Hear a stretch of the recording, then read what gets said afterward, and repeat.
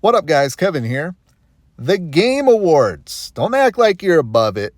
Don't act like you're above it or it sucks, blah, blah, blah. I mean, you could say it sucks, but we got to be honest. It's the award show that we all look forward to. If you're in the gaming space and you kind of care about the stuff, I mean, the ratings are through the roof each and every year.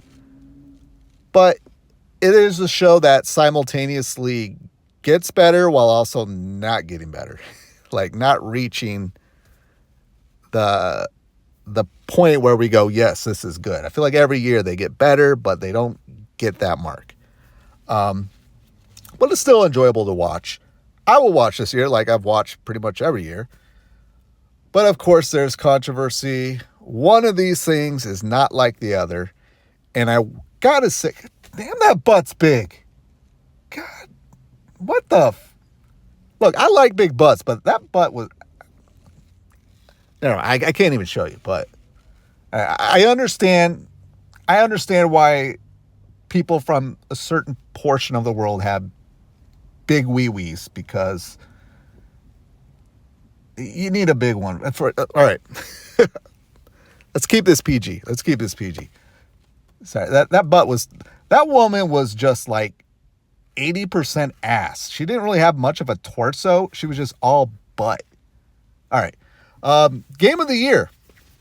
Nominees are out, along with all the other nominations for the other categories. And I got to say, as I was watching it, I don't think I really had any issue with any of the nominees. I think maybe one was a head scratcher, and I forgot, so maybe it really wasn't. But, yeah. Game of the Year award nominations. Now, the other day, Jeff Keighley put out, or the Game Awards, Twitter put out, like, hey, just want to let you know, remakes, remasters, DLC expansion, those can be up for any category.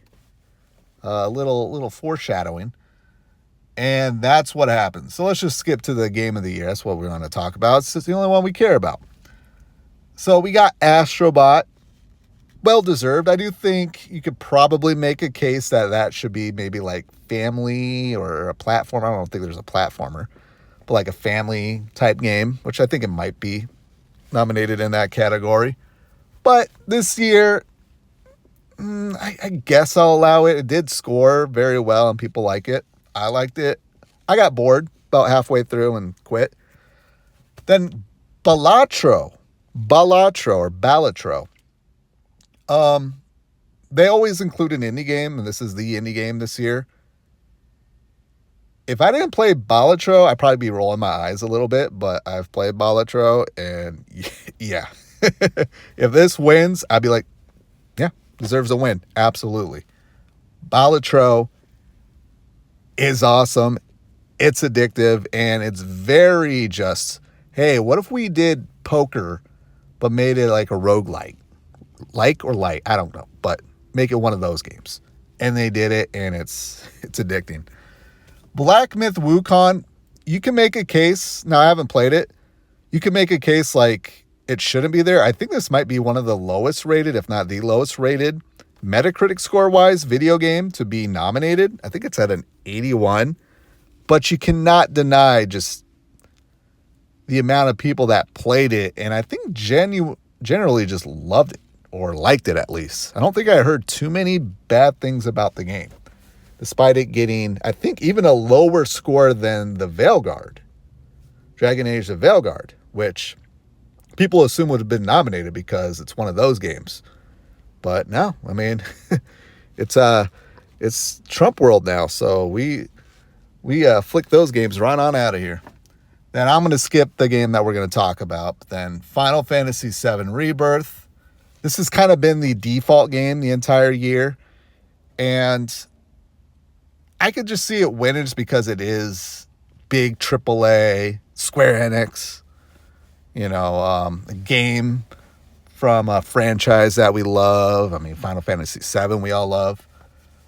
But I have issues with the game. Just the pacing and the way the game is laid out with just all these big open world sections. I really don't like it.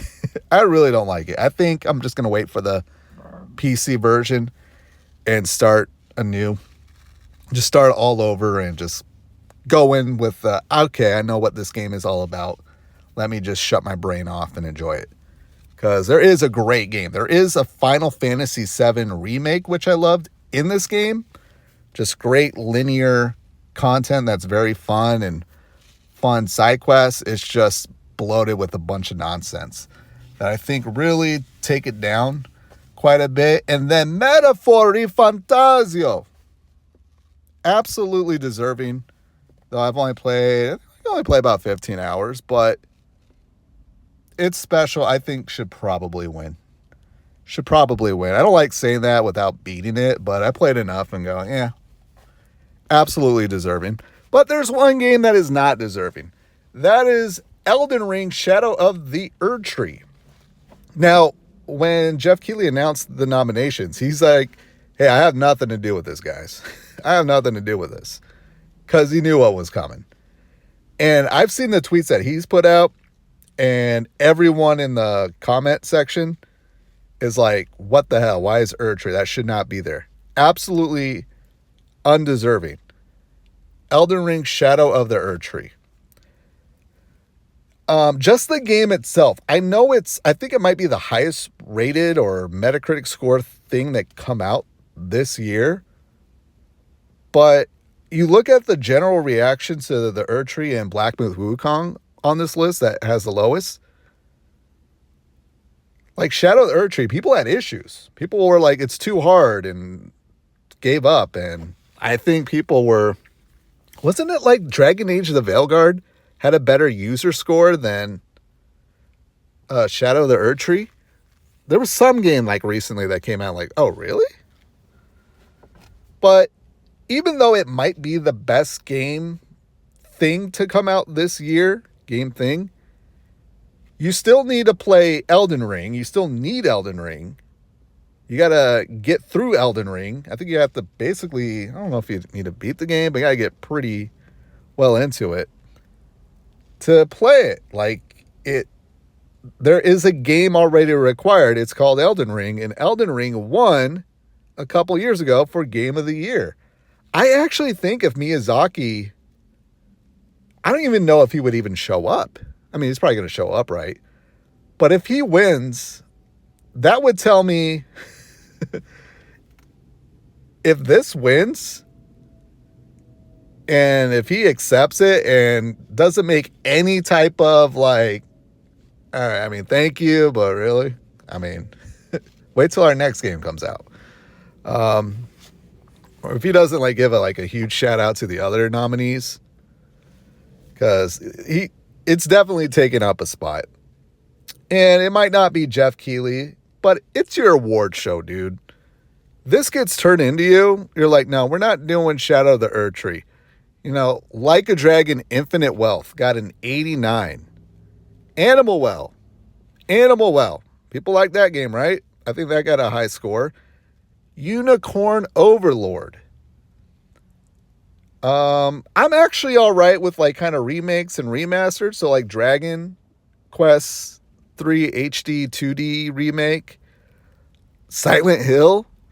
You're telling me this game, this expansion DLC is more deserving of Game of the Year than Silent Hill 2 remake. A game that we're like, it's blooper, it's not going to be good. And then it came out and I'm like, it's actually pretty damn good.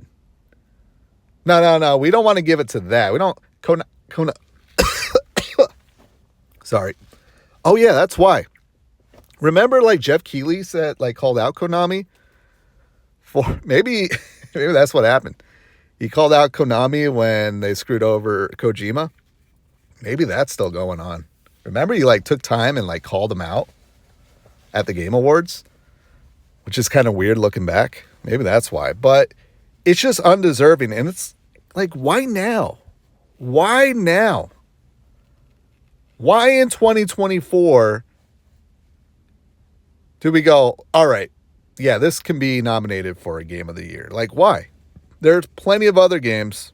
Hell, I would even put Dragon Age the Veilguard in there over it. At least it's an original game. Brand new game that, I mean, in a series, but it's still way different from its predecessor in not that many good ways, but mostly bad, but still got it like, what, an 83 or something. But why now? Like, why not last year with Xenoblade Future Redeem? Why not, what came out last year? The Cyberpunk? Why did that not get nominated for Game of the Year? I know last year was pretty crazy with great games, but why now? Why now? Why not the Final Fantasy 16 DLC? Like, why not all these other games that have great DLC? I think, in a way, I do think this is just going to get companies and developers to put more focus on doing expansions, which I guess is good. I like expansions, though I like them to be a little bit more standalone. I think Dying Light just put out a standalone one, right? But it's like, why now? Is it because the Game Awards has a thing for Miyazaki and FromSoft that they're bending over backwards for them? I think so.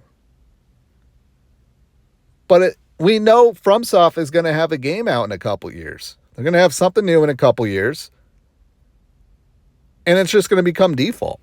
Like, I don't want FromSoft to just be default. Like, hey, you put out something new, you win. You will win. Or maybe they feel so bad because they didn't give the win last year to Armored Core 6. But, yeah, I'm trying to just forget about it because I don't think it's going to win. I don't think so. And if it does, I don't think even Miyazaki he'll accept it, but I think he'll be like, nah, man, sorry guys, sorry industry, just Jeff Keighley and gang, they just love me. So, but yeah. But other than that, I thought the nominations were pretty damn good. I thought there was really nothing I went, really? I mean, besides the esports. The esports and the content creator of the year. Like, there was a time where I used to know the content creators, like Total Biscuit, Boogie, and all them. Now I'm like, who? Can we milkshake duck these people? Let's find them all saying the N-word or something. Let's get back to nominating people I've heard of. All right, well, I gotta go.